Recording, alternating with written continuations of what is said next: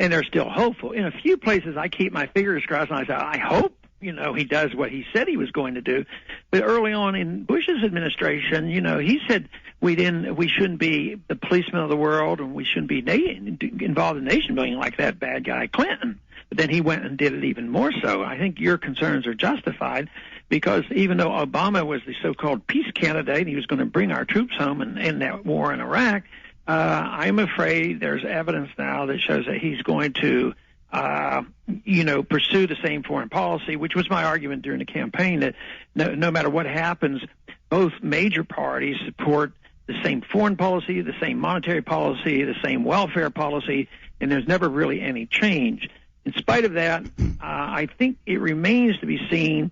Every once in a while, you'll see an appointment, at least one or two appointments that Obama has made. You're hopeful that they will become more concerned about our civil liberties, but I don't think there's any reason for us to rejoice. Well, I mean, he's bringing in all the very Clinton people who are the ones that got rid of the Glass-Steagall Act and others, the literal engineers of what's happening now with derivatives, and then they're up there grandstanding as our saviors.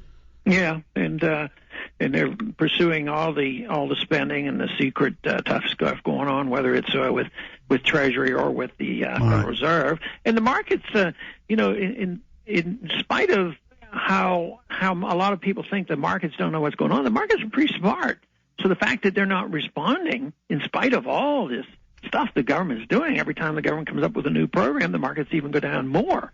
So the markets are saying that they're not very happy with the bailout. It's not going to solve the problem, and the free market people are actually right, because you need liquidation, you need the elimination of the malinvestment, you need to get housing prices down so poor people can buy them and get rid of these 19 million empty houses.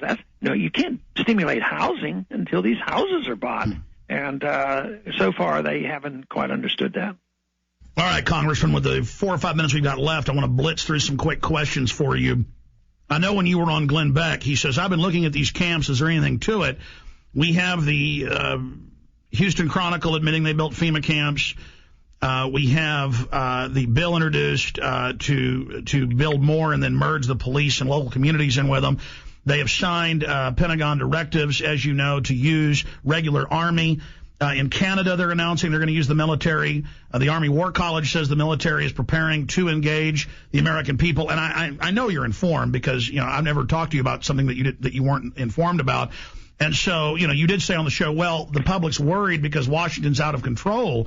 But when John Warner Defense Authorization Act and some of the new executive orders that have come out, but also just Pentagon directives, I can pull them up, they're saying governors will be dual-headed federal officers, and now they have Marines at checkpoints looking for drunk drivers, in California.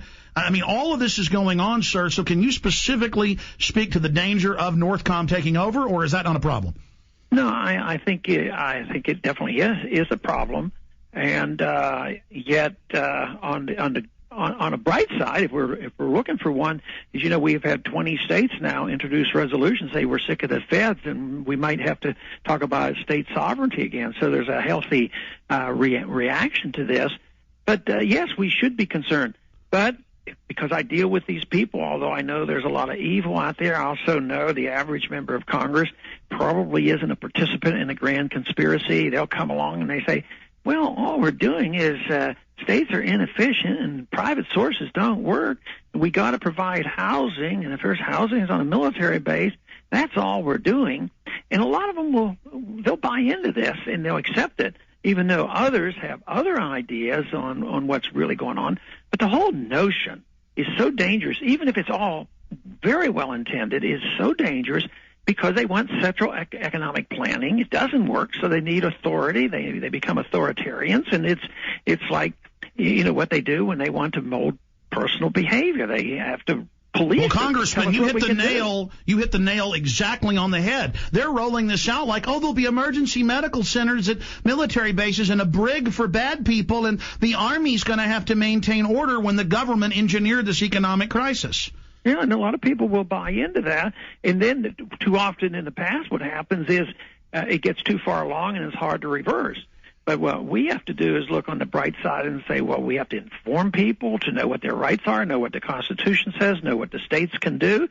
And I'm delighted that a few states now are standing up, and they want to talk about nullification. This is great stuff, and it's perfectly legal, and it's nonviolent, it's constitutional. And if our numbers grow, we can do it nonviolently. And hope that we don't get to that point where all the guns are pointing, some Americans are pointing guns at other Americans. That would, to me, be the worst thing that could happen.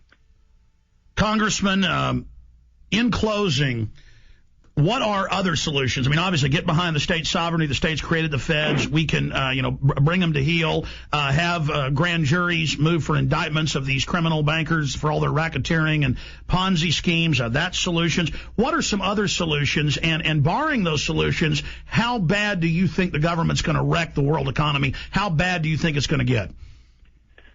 Well, I think it's going to be very, very prolonged. I don't see any rebound. Markets may come back up and that sort of thing, but to rebound, I would expect it to last every bit as long as it happened in the 30s. And the 30s actually ended up until after World War II, when finally the debt was liquidated.